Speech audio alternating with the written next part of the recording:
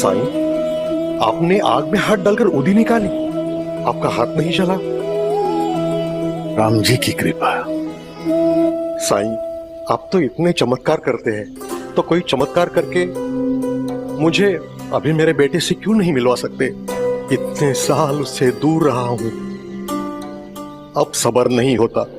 मेरा उद्देश्य सिर्फ आप दोनों को मिलाना नहीं है, आप दोनों के बीच के मतभेद को खत्म करना भी है।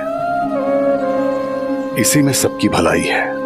मैं आपकी बात समझ रहा हूं साईं, लेकिन अपने मन को कैसे समझाऊं? मन तो सब्र नहीं कर सकता है ना।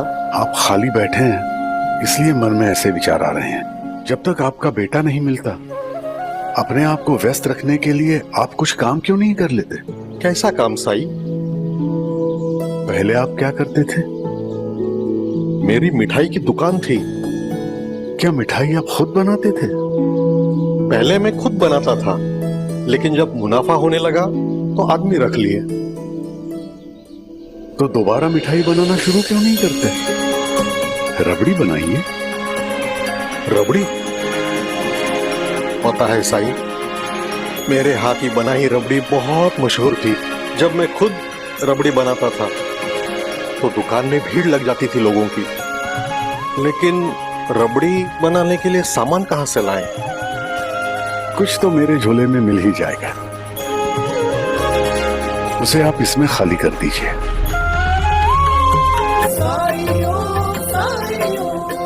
बस बस, इतना ही है। भाई, गुड़ तो मिल गया, अब दूध का क्या?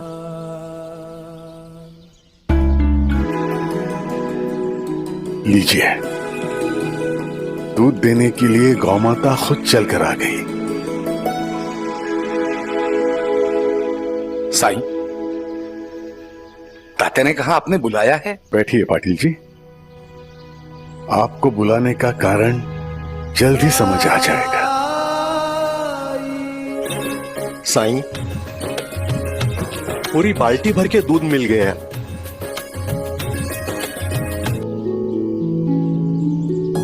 साईं, अब तक आपने बताया नहीं कि काम क्या है। थोड़ा सब्र कीजिए पाटिल जी। नहीं नहीं साईं, मुझे रुकने में कोई एतराज नहीं है। बस मैंने गोपीनाथ को कहा था कि मैं उसके साथ राहता चलूंगा, तो वो इंतजार कर रहा होगा, इसलिए बस थोड़ी देर और।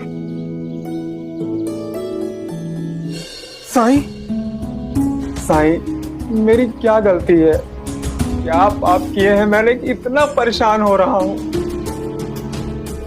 सारे दुख मुझ पर ही क्यों टूट रहे हैं साईं? केवल सबके जीवन में सुख और दुख आते हैं। जब दुख आते हैं तो हम सोचते हैं कि सारे के सारे दुख हमें ही मिल रहे हैं, कारण समझ नहीं आता। लेकिन जब इंसान खुश होता है तो ये नहीं सोचता कि मुझे इतनी खुशियां क्यों मिल रही है। सोचता है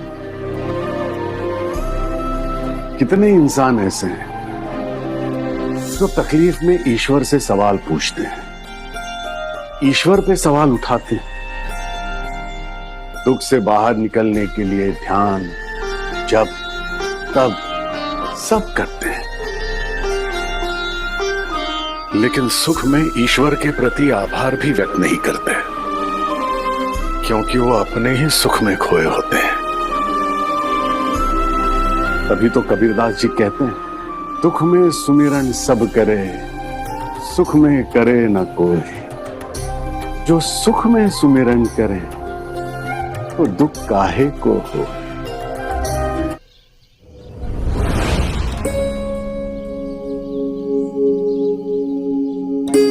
अरे आइए आइए पंडित जी, आइए। रामकिशन जी, मंदिर में दिवाली पूजा है, उसके लिए मिठाई दे दीजिए, भोग लगाना है। अरे पंडित जी को पहले मिठाई देना। त्योहार के कारण बिक्री अधिक होगी तो आपको काम भी बहुत होता होगा, इसीलिए तो हर काम के लिए लड़के रखे हैं। लेकिन पहले आप हमेशा महालक्ष्मी जी की पूजा के लिए खुद अपने हाथों से रबड़ी बनाते थे और महालक्ष्मी जी को प्रसाद चढ़ाते थे।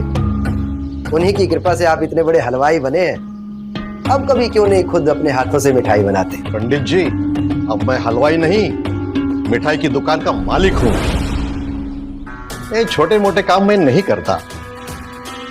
लेकिन लोगों को आपके हाथ की मिठाई पसंद है और भगवान को भी। अगर अच्छी लगती तो भगवान मुझे ऐसा मनहूस बेटा नहीं देता। जब से आया है पूरा ही बुरा हो रहा है। जी करता है उसे उठा के घर से बाहर फेंक दूं। उसके होते हुए अगर मिठाई बनाऊंगा ना तो वो भी खराब ही बनेगी। राम देखिए पंडित जी, आपको भोग के लिए मिठाई चाहिए कि नहीं, आपसे और बातें नहीं कर सकता। आपके पीछे और भी ग्राहक खड़े हैं। भगवान आपको सद्बुद्धि दे।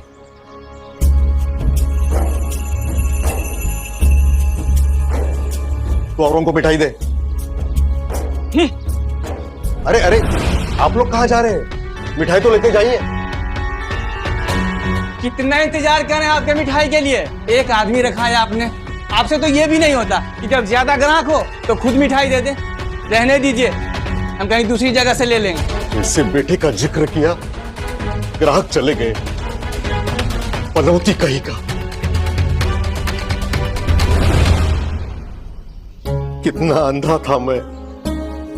ईश्वर का दिया कितना कुछ था मेरे पास, लेकिन अपनी घमंड के वजह से सब खो दिया और मैंने उसका दोष अपने बेटे को दिया। ईश्वर को प्रसाद चढ़ाना भी बंद किया, तभी तो ईश्वर ने मेरे साथ ये सब किया। क्या आपको लगता है कि ईश्वर जिसने इस ब्रह्मांड की रचना की इतना तुच्छ है कि प्रसाद ना चढ़ाने के लिए आपको सजा देगा? हमारे साथ जो भी होता है हमारे कर्मों का फल है। इसके लिए कोई और नहीं, हम खुद जिम्मेदार होते हैं। आपकी तकलीफ आपके व्यवहार के कारण शुरू हुई रामकृष्ण जी। पत्नी के देहांत के बाद न तो आपने काम में मन लगाया, न ही बेटे को पालने में। आप में जो दयाशीलता थी वो छोड़कर आप स्वार्थी बन गए। अपने बेटे के ही प्रति नहीं, अपने ग्राहकों के प्रति भी। इसीलिए ये सब हुआ। आपके गुस्से के कारण आपका बेटा सहमा सहमा रहने लगा और गलतियां करने लगा। आपके रवैये के कारण ही आपका धंधा चौपट हो गया। रामकृष्ण जी, आप तभी संभल जाते तो ये मुश्किलें बहुत जल्द कम हो जाती। हाँ साईं, अब समझ में आ रहा है। एक एक गलती साफ नजर आ रही है। आज से मेरे दिल में सिर्फ प्रेम और दया की भावना रहेगी।